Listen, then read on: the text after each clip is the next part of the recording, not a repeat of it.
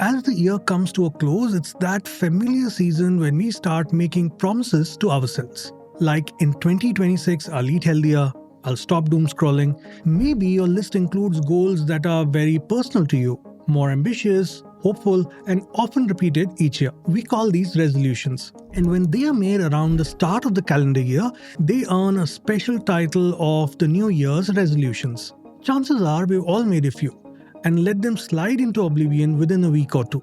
Still, there's something about milestones like New Year's Eve or birthdays that naturally makes us reflect. Even if we don't follow through, we feel compelled to pause, recalibrate, and set intentions for who we want to become. In this episode, I'll explore a bit of history behind the resolution-making ritual, share research-backed ways to improve our chances of sticking with them, and most importantly, I'll offer 26 trading resolutions that could help you level up your trading journey in 2026 and beyond. I'm your host Sandeep Rao, and with that, let's get started.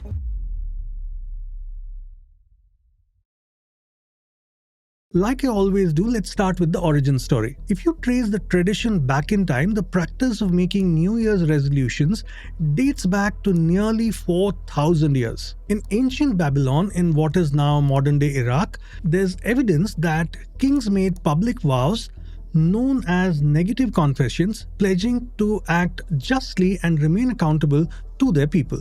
Later, Romans formalized January 1st as the start of the year when they adopted what would eventually become the Gregorian calendar. They too embraced the idea of resolutions through renewal rituals. Traditions that involve cleaning homes, settling debts, and making amends to start the new year on a clean slate. In one form or another, this ritual of reflection and renewal has carried on through the centuries, evolving into modern-day New Year's resolutions we are familiar with today. Now to the more important question: why do we struggle to stick to our resolutions? Research suggests there are three main reasons why many of us fall off the track, often within just a few weeks of the new year. First, our goals tend to be either vague, unrealistic, or overly ambitious. Saying something like "I'll go to the gym 5 days a week" sounds impressive, but without a clear plan or prior habit, it becomes difficult to sustain. A more manageable goal, for instance, would be "I'll go to the gym twice a week for the next 1 month." Creates a clearer, more achievable path and builds momentum over time. When we overcommit from the start, it leads to burnout or frustration. Second, many resolutions suffer from lack of intrinsic motivation.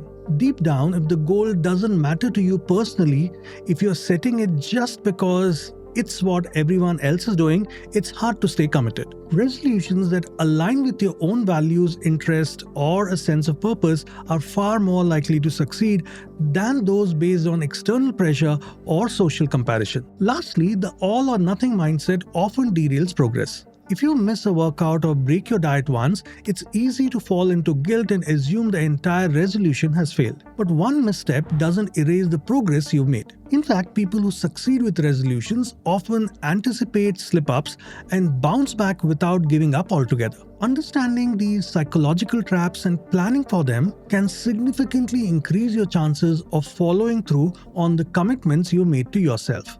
Small, meaningful steps with the right mindset is what leads to a lasting change. That reminds me of this image that I saw somewhere on the web. Yes, that's how consistency looks like. That brings us to the 26 trading-focused resolutions you can explore. Of course, you don't need to relate to all of them. Think of this as a comprehensive list from which you can pick the ones that resonate most with your trading journey. First, I will consume high-quality content. There's a popular saying that the person you become in 5 years depends on the books you read, the food you eat, the people you spend your time with, the habits you adopt, and the conversations you engage in. I'll add one more to the list, and that's the content you consume. While good content can be subjective, it's especially important to be selective in the world of finance and trading, where hype, misinformation, and snake oil are rampant. That's why developing a strong bullshit detection system is essential. One resource I highly recommend is the University of Washington's course Calling Bullshit: Data Reasoning in a Digital World by Professors Carl T. Bergstrom and Jevin West. It's a powerful guide to recognize misleading information and flawed logic. skills that are crucial for any trader or investor. In short, make it a habit to consume only the content that passes your internal bullshit filter. Second, I will first focus on the basics of personal finance before trading. It means you will need to make sure you have created an emergency fund, have insurance, health and life, and solid financial stability before thinking of trading. If the foundation itself is weak, no trading strategy can save you. Third, I will keep an open mind and continue learning new things. One of the best ways to learn is to find your tribe and learn together.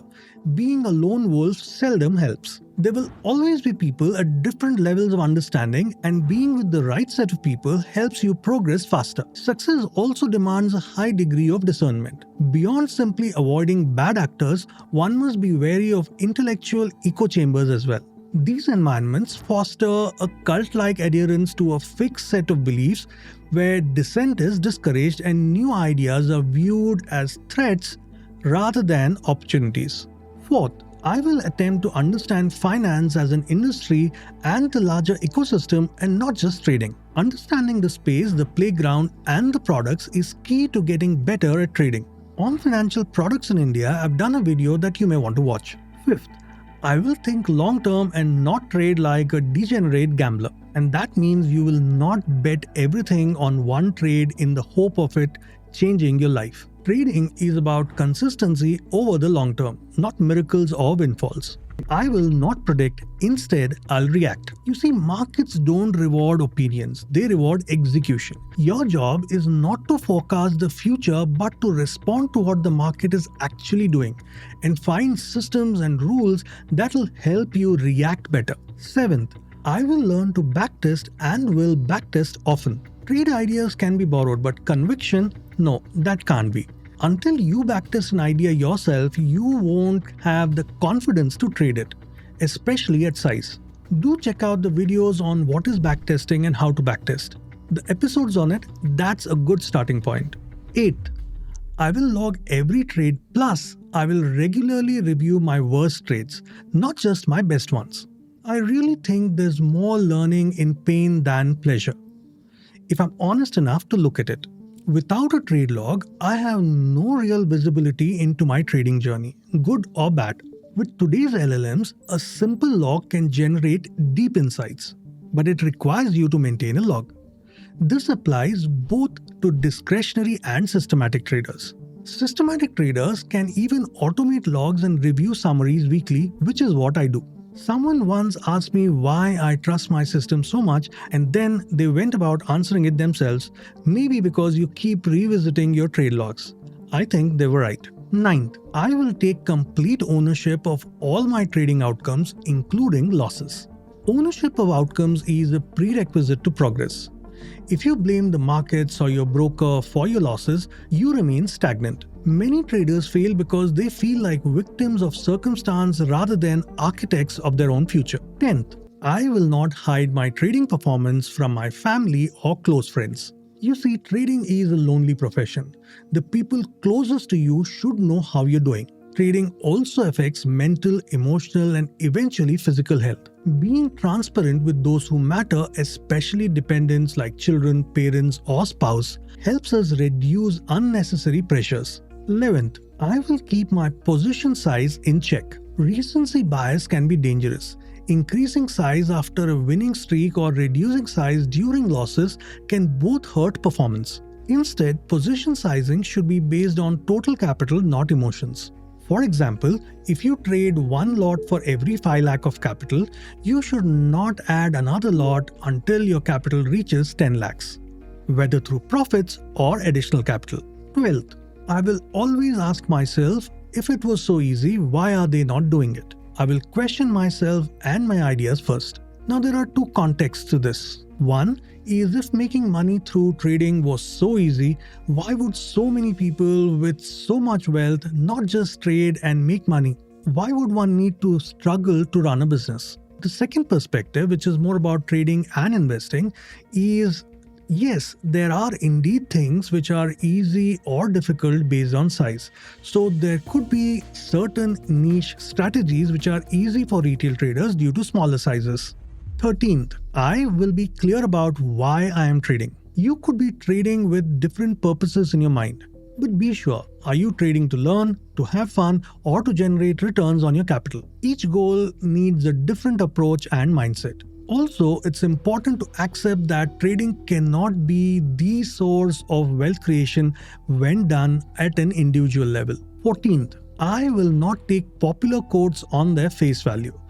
There are hundreds of popular quotes which get thrown around like "trend is your friend till it bends," "be fearful when others are greedy," that kind of stuff. Just ignore, or if you're curious, try and understand in what context it was said. Just the way I did that video on Warren Buffett quotes. There is nothing more to it. 15th, I will stop acting on business news and won't let social media dictate my trades. There are two things here. Just because there is a news or a prediction shared on the mainstream media does not mean you have to act on it. Next, just because something is trending on X, Instagram or YouTube doesn't mean you trade it. There's another important thing to keep in mind.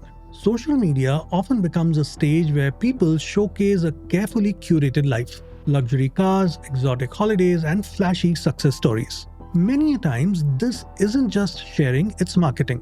The goal is often to sell a course, a service, or a trading system. That's why it's important to stay grounded and a little skeptical.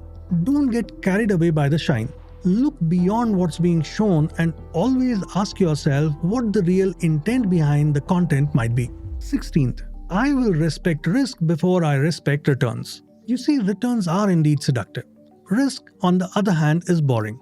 But risk is what keeps you in the game. So you need to make sure you start every trade with the question how much you could lose, not how much you could make. 17th, I will accept drawdowns as a cost of doing business. Even the best systems and traders go through drawdowns. If I can't sit through a drawdown, I don't deserve the upside. And yes, backtests are the only way to know possible drawdowns. And correct position sizing is the only way to be in the game for the long term. 18th, I will not blindly copy trades or systems and will not blindly follow advisors and analysts for strategies and recommendations. I have to talk about this one. Way back when I started trading in mid-2000, I went through this phase where I started making losses.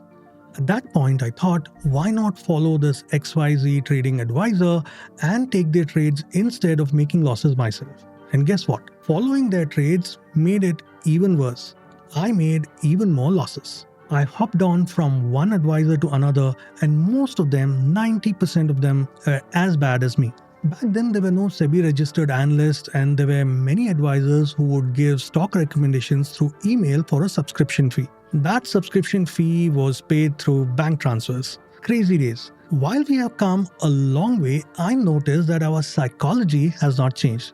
I still see people blindly chasing advisors and analysts, sometimes in an attempt to recover losses. Never have I seen it end well. 19th, I will not spend money on training and learn to recognize gurus. You see, there is nothing out there that cannot be learned from books and free resources that's available. If you are looking for instructor-led courses, that's available too, all for free. So here's what you could do. Check out Varsity Live, learn to identify the best books and resources and learn from it. I've also done a video on the dark side of trading education of India. You may want to have a look at that too. 20th, I will not trade or upsize my trades to recover losses. Revenge trading is nothing but emotional leakage. The market doesn't owe you a recovery trade just because you had a bad day or a bad week. Also, do not randomly change size, something that I have said before as well. 21st, I will avoid over-optimizing strategies. Now this is for the quants and the backtesting folks. If a system works perfectly after 17 parameters, it's perfect curve fitting. It probably won't work in live markets. Okay, I just randomly threw that number, but you know what I mean. 22nd, I will periodically withdraw profits and diversify as I get better. Seeing real money hit the bank reinforces discipline and prevents the illusion that trading profits aren't real. Also, as your profits increase, it's better to diversify instead of compounding. 23rd, I will protect my mental capital as much as my financial capital. You see, if you are exhausted, emotionally disturbed or distracted, pause trading. Nothing comes before mental peace. Come back once you're mentally at a better place. Also, if your trading is the cause of the stress, think again. It could be due to bad position sizing. 24th, I will stop looking for holy grail strategies. There are none actually, but that doesn't mean you should stop looking for strategies. A combination of non-correlated strategies is as close as it can get to a holy grail. 25th, I will stop thinking about being a full-time trader. This one is really important. I cannot even tell you the number of people across different age groups who come to me asking for this. We've even done an episode on it. There's no one answer for it, but for most people, full-time trading on an individual scale and capital is simply not worth it. Last one, 26th. I will be more physically active and will schedule time away from the screens. This is more of a note to self. Over time, I have realized that constant monitoring of trades and being on the screen creates anxiety and makes you overtrade. Sometimes the best trade is to close the laptop. Also, some of my best ideas have come when I was away from the screen. That brings us to the end of this episode on Trading Focus New Year's Resolutions. We've covered 26 ideas. Think of them as a menu to choose from, not a checklist to complete. Pick the ones that resonate most with you and focus on those. Remember, nothing meaningful is built overnight. Progress in trading, like anything else worthwhile, is a journey. As long as you're moving in the right direction and improving step by step, you are on the right path. On that note, I wish you a peaceful, steady, and insightful year ahead. May it be filled with learning, growth, and meaningful progress towards your trading goals. Thank you for watching and see you in the next one.